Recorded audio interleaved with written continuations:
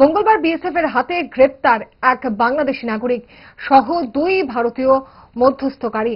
বাংলাদেশি নাগরিকের নাম সুমন শেখ। তার কাছ থেকে উদ্ধার করা হয় একটি টুকটুক সহ নগদ 22,500 টাকা।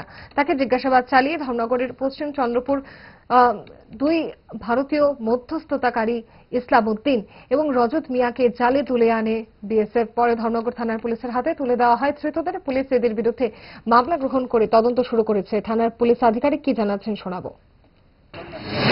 আজকে কোম্পানি কমান্ডার বিপুর মালাকার বস্তি শ্রী অভিষেক কুমার অ্যাসিস্ট্যান্ট কমান্ড্যান্ট, উনি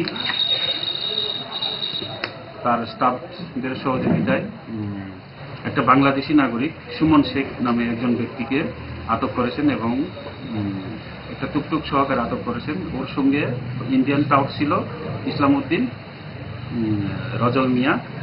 ইসলাম উদ্দিনের বাড়ি হলো ওয়েস্ট চন্দ্রপুর এবং রজল মিয়ার বাড়িও সেম ওয়েস্ট চন্দ্রপুর। ওদেরকে আটক করে আমাদেরকে হ্যান্ডওভার করেছে। বাংলাদেশি ন্যাশনাল সুমন শেখ, তার থেকে প্রায় 22,500 টাকা বাংলাদেশি কারেন্সি রিকভার হয়েছে এবং আমাদেরকে হ্যান্ডওভার করেছে। একটি টুকটুক সহকারে টুকটুক আটকানো হয়েছিল।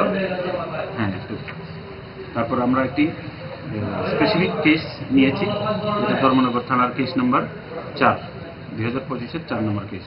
সেকশন হইল 3 অফ পাসপোর্ট অ্যাক্ট এবং 14 of foreigner act, 143 BNS human trafficking এবং 3 of prevention of damage of public property. এই সেকশনে ওদের বিরুদ্ধে আমরা কেস নিয়েছি এবং আগামীকালকে ওদেরকে কোর্টে ফরওয়ার্ড করব।